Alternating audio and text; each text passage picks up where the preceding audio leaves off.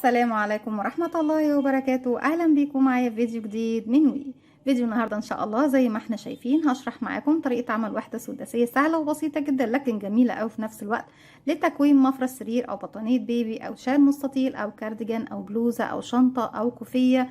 تقدري تكوني منها اي منتج وباستخدام بقايا الخيوط لان بتكون بمجموعة الوان مختلفة وكمان سهلة وبسيطة زي ما احنا شايفين. اتمنى تكون سهلة وبسيطة عليكم وكمان تنول اعجابكم. وحدتنا زي ما احنا شايفين بتتكون من 3 سطور. السطر الاول بيكون بغرزة كلاستر مكونة من 2 عمود بلفة، والسطر التاني والتالت بيكون بغرزة العمود بلفة بشكل طبيعي. بنستخدم لكل وحدة لون وممكن تستخدمي اكبر مجموعة الوان متاحة عندك. بسم الله الرحمن الرحيم. هبتدي اشتغل معاكم بإبرة رقم 3.5 ملم. اتمنى بس تكون واضحة معانا كده تمام، مع خيط صوف متوسط السمك. الخيط المتاح عندك بس لازم تشتغلي بتخانات تكون كلها سمك واحد مع حجم ابره واحد، او انك تشتغلي بطريقه طبعا مختلفه في انك مثلا لو انت عندك خيط سميك اشتغلي مثلا بفتلتين، لو الخيط اللي معاكي ارفع منه اشتغلي على فتلتين، اشتغلي على 3. المهم انك تحاولي توصلي لنفس سمك الخيط السميك اللي عندك وتستخدمي نفس الابره اللي انت بتستخدميها مع الفتله الواحده. بسم الله الرحمن الرحيم. زي ما قلنا في البداية بشتغل السطر الأول بغرزة الكلاستر. طيب يا رندا احنا ممكن نعمل كل سطر بلون؟ ممكن تعملي كل سطر بلون، وممكن تعملي السطرين اللي في الأول بلون والسطر الأخير بلون. وبنقوم بتشبيك الوحدات باستخدام غرزة المنزلقة أو باستخدام الخيط والإبرة. هشرح معاكم دلوقتي غرزة المنزلقة إن شاء الله في نهاية الوحدة، لكن طرق التشبيك كلها موجودة عندنا على القناة، اللي يحب يتابعها أتمنى تنول إعجابكم. ولو حابين ان احنا نعيد كل طرق التشبيك قولوا لي وانا من عينيا الاتنين وعلى راسي من فوق. هبتدي اكون دائره سحريه، وداخل الدائره السحريه بكون 6 غرزه كلاستر، ما بين كل غرزه وغرزه في سلسلتين مسافه. بسيب مسافه من الخيط وعلى 2 من الاصابع ابتدي الف الخيط وارجع للخلف واجي تاني للامام. الخيط مش جنب بعضه، لا عكس بعضه بشكل حرف الاكس، ومن نفس المكان برجع تاني للخلف الف ايدي الناحيه التانية. اتكون عندي هنا حلقتين، بنزل تحت الحلقه الاولى وبسحب من تحتها الحلقه التانية والف ايدي الناحيه التانية، وواحده واحده خرج الخيط من على ايدي. بتأكد ان طرفين الخيط داخل الدائرة السحرية. طرف خيط البداية بحافظ عليه يقفل الدائرة لكن مش بشتغل بيه. طرف الخيط المتصل بالشلة ببتدي ارفعه على ايدي عشان اشتغل بيه. علشان اشتغل لازم اقفل الدائرة السحرية. بيكون عندك على الابرة حلقة، بسحب الخيط واخرج منها. بسم الله الرحمن الرحيم. كده اشتغلت سلسلة وقفلت بيها الدائرة السحرية. السلسلة قفلت لي الدائرة السحرية، وفي نفس الوقت هتكون جزء من ارتفاعي للغرزة الاولى وهي غرزة عمود بلفة وارتفاعها 3 سلسلة، يعني بقيلي كمان عليها سلسلتين. يبقى كده 1 2، والثلاث سلاسل بعتبرهم اول عمود بلفة معايا. شد خيط البداية ضيقي بس سنتر او مركز الدائرة شوية. هبتدي اشتغل عمود بلفة معاكي حلقة، الف لفة واحدة، هدخل فراغي داخل الدائرة السحرية، اسحب الخيط واخرج معايا 3 حلقات، بسحب من حلقتين الخيط وارجع اتبقى حلقتين هسحب الخيط واخرج منهم. كده هعتبر ان العمودين دول اللي جنب بعض الثلاث سلاسل والعمود هعتبرهم غرزة كلاستر اولى. هاخد سلسلتين توتشين 1 2، وارجع بقى ابتدي اشتغل تاني غرزة كلاستر. اول واحدة بتكون شكلها يعني مش واضح قوي لان احنا بتبتدي بسلاسل وبتختم بالعمود التاني، لكن بداية من الغرزة التانية بتبتدي تشتغليها بشكل غرزة الكلاستر الطبيعي. انك بيكون معاكي على الابرة حلقة، بلف لفة واحدة اصبح معايا حلقتين، بدخل فراغي اسحب الخيط واخرج، كده معايا 3 حلقات. هسحب الخيط واخرج من حلقتين، هخلي الحلقة الاخيرة من العمود ده والحلقة الاساسية، برجع تاني بلف الخيط وادخل فراغي اسحب الخيط واخرج، اسحب الخيط واخرج من حلقتين بس 1 2، واخلي الحلقة الاخيرة من العمود رقم 2. اصبح كده معاكي حلقة اساسية وحلقتين العمودين اللي اشتغلناهم لغاية نصهم. اسحبي الخيط واخرجي من 3 حلقات مع بعض، خدي سلسلتين مسافة 1 2، وارجع تاني بكرر غرزة كلاستر تالتة. بلف الخيط معاكي حلقة اساسية ولفيت الخيط بقى حلقتين، بدخل فراغي اسحب الخيط واخرج، اسحب من حلقتين واخلي الاخير، الف الخيط وادخل اسحب الخيط واخرج، اسحب من حلقتين واخلي الاخيره 3 حلقات، اسحب الخيط واخرجي منهم الثلاثه. ما بين كل كلاستر وكلاستر سلسلتين مسافه. اكمل بقى لغايه ما اخلص السطر كله وارجع لكم نكمل السطر الجديد مع بعض. رجعت لكم تاني، وفي نهايه السطر زي ما احنا شايفين معايا 1 2 3 4 5 6. شدي بقى خيط البدايه، اقفلي بقى مركز او سنتر الدائره خالص. حابه تسيبي فراغ في المنتصف شويه مفيش اي مشكله. بروح بقى الاول غرزة اشتغلتها تحت حرف الفي، وبسحب معايا كمان خيط البداية، وبعد كده بسحب الخيط واخرج من تحتهم من تحت الحلقة اللي عندي على الابرة بغرزة منزلق. لما بشتغل السطر اللي التاني بشتغل على السلاسل، مشتغلش على غرزة الكلاستر نهائي، فبالتالي بمشي بمنزلقة كمان سليب ستيتش، وابتدي اشتغل بغرزة العمود بلفة، مش كلاستر ولا حاجة، عمود عادي. هبتدي اشتغل فوق كل سلسلتين عمودين، سلسلتين عمودين، وفي كل فراغ بيقابلني عمودين، سلسلتين عمودين. بنكرر دوت لغاية ايه ما نخلص السطر بتاعنا. 1 2 3، وهعتبره اول عمود، وفي نفس الفراغ كمان عمود. بقى كده اشتغلت ايه، 1 2 2 تشين، 1 2 سلسلة، وكمان مرة في نفس الفراغ 2 دبلز، 2 كمان عمود بلفة، 1 2. كده خلصت الفراغ الاول. هلف الخيط على الابره، بسيب تحت غرزه الكلاستر واروح للسلسلتين وابتدي اشتغل 2 دبلز، 2 تشين، 2 دبلز، عمودين، سلسلتين، عمودين، 1 2، 1 2 سلسله، كمان 1 2 عمود. وبكرر دوت طول السطر بتاعي. ما بين كل فراغ وفراغ ما بتاخديش سلاسل من فوق خالص. بناخد السلاسل امتى يا رندا؟ داخل الزاوية، يعني في المكان اللي ما بين العمودين والعمودين اللي بشتغلهم في نفس الفراغ. اما دلوقتي لما هروح اشتغل في فراغ تاني ما باخدش سلاسل من فوق، بروح مباشرة اشتغل في الفراغ عمودين، سلسلتين، عمودين، عمودين، سلسلتين، عمودين في كل فراغ يقابلني. هكمل وارجع لكم.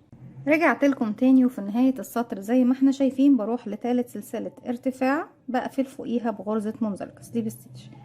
طيب السطر اللي جاي بيكون فوق كل فراغ يقابلني بشتغل عمود بلفة زي العمود اللي تحته بالظبط، بمعنى ان انا بشتغل فوق كل عمود عمود، وفوق الزاوية بشتغل عمود، سلسلتين، عمود. تمام.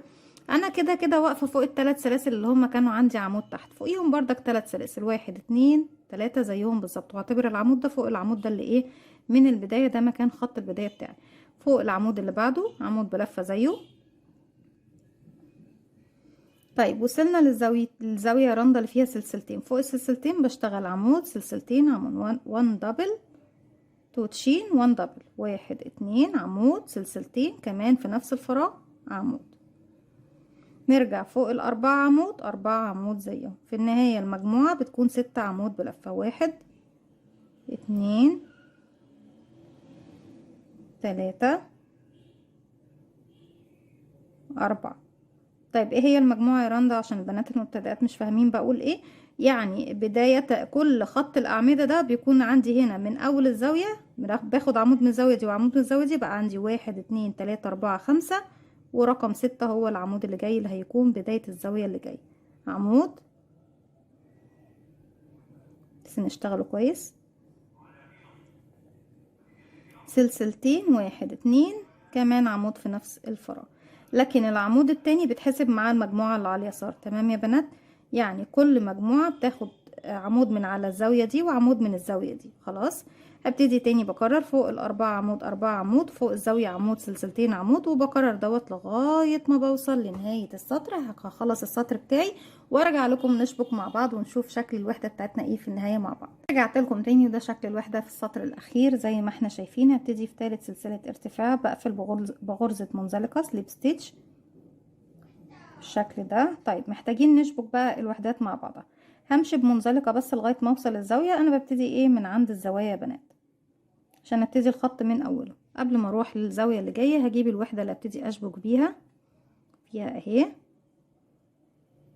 لما ببتدي اشبك بغرزة المنزلقة ما بشبكش على وش الشغل، وش الشغل بيكون في الداخل، انا بشبك على ظهر الشغل، ده الظهر وده الظهر.